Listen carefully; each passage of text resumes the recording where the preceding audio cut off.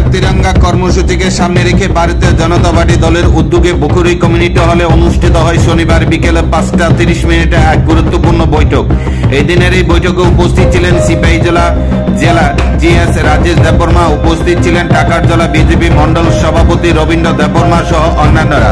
হর ঘর তিরঙ্গা কর্মসূচিকে সামনে রেখে 13 আগস্ট জম্পুজলা ব্লকের বিভিন্ন এলাকায় আজ বাইক র্যালি আয়োজন করা হয়। পাশাপাশি 14, 15 এবং 16, 17 বিভিন্ন দিনে বিভিন্ন রকম কর্মসূচি হাতে নিয়েছেন ভারতীয় জনতা পার্টি দলের কর্মকর্তারা।